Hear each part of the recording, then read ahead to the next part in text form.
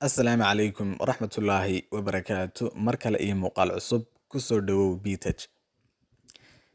Intaad Facebookaaga ka gashay moobil kale oo saaxiibka leeyahay ama moobil kale oo saaxiibadaa leedahay, ma ku ilowday Facebookaagii? Dabadeedna marka aad ka timid ee aad gurigaaga timid ama aad ka tagtay qofkii, ma ka warwartay Facebookaagii aad ku soo ilowday moobilkii saaxiibka ama moobilkii saaxiibada si alla si aad uga saarto? Dabadeedna talo ma kagu ciirtay? Xal baan ku hayaa maanta sidaad uga saari lahayd adigoon haysanin moobilka oo aad moobilkaaga gudihiisa shaqadan uga qaban lahayd. Ku soo dhawow BTech.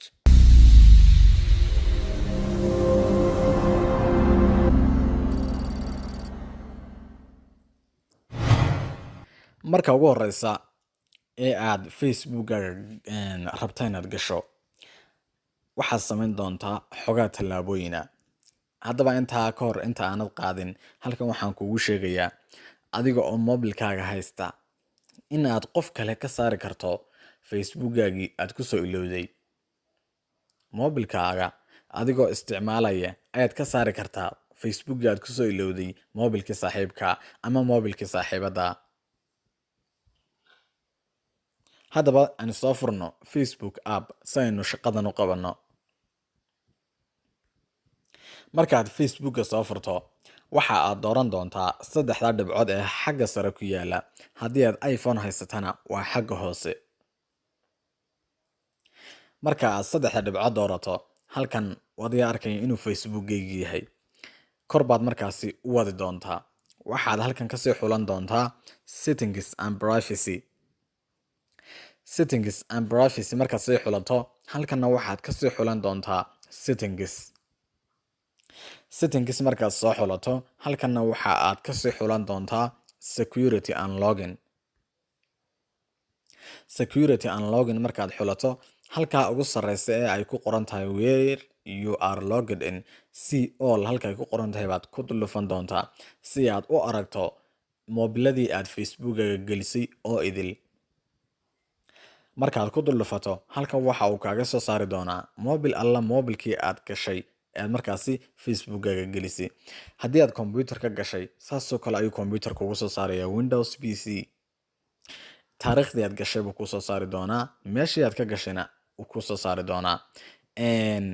Moobiladii aad gelisay oo idil ayuu halkan soo wada dhigayaa dhammaantood Facebookaga.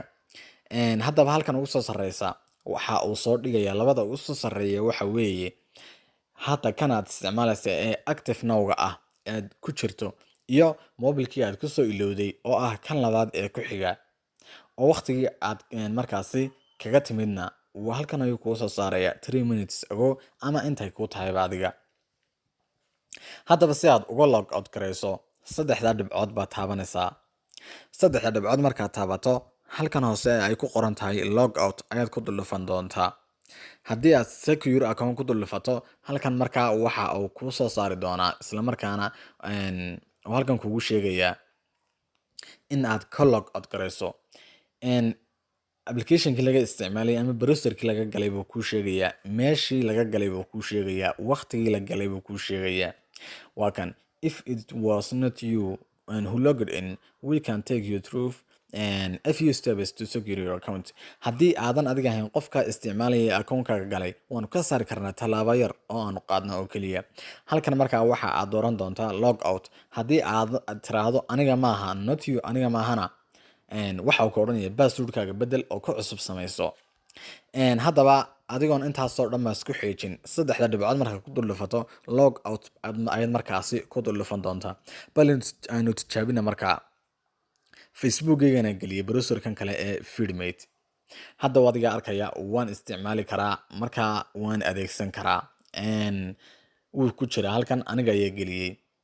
Haddaba kaninu ka log out garaynana inagoon halkan ku jirno app-keenan caadiga ah isticmaalana. Haddii aan imika saddexda dhibcood ku dhufto, dabadeedna aan log out ku dhufto, hadda markaaba waxa uu meesha ka tuuri doonaa qofkii ku jiray Facebookayga. Xataa moobilka wadiga arkaya inuu level 2 ku jiray uu ka tuuray. Bal haddaba aynu eegno Feedmate-kii. Feedmate-kii markaad eegto, qofkii marka uu is yiraahdo isticmaal ama adeegso oo markaasi uu refresh gareeyo facebookiisii waa adiga arkaya markaaba caddaan buu usoo qoraya waa laga log out gareeyey weeye waa laga saaray. haddii aan markaasi halkan dib ugu dhufto ama halkaaba aan doorto oon refresh gareeyo halkii uu facebookayga igu sii jiri lahaa waxa uu isoo dhigayaa inaan geliyo ciwaankan dib ugu noqdo. ciwaankii markaan dib ugu noqdana halkan waxa uu weydiinaya baasuurkii qofkii saasaad uga logood garaysay marka access uma yeelanayo in uu galo facebookaagii. halkaasaad ka log out garayn doontaa ama aad ka saari doontaa facebookkaaga mobilkii aad kusoo ilowday adigoon ka warwarin isna dhibin. log out maad markaasi ku dul dhufan doontaa wuuna ka tuurayaa mobilka aad kusoo ilowday.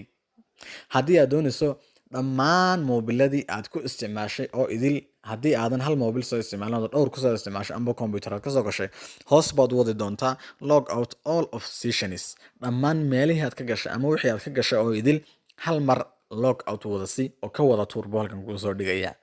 taana waad samayn kartaa adiga oo hal mar iswada raacinaya wixiiba jumlad ahaan. waxaan rajeynaya inuu muuqaalkan ku caawiyey. haddii aad ka heshay like ku qabo si uu muuqaalku usii faafo. aad iyo aad baad umahadsan tahay. wasalaamu calaykum.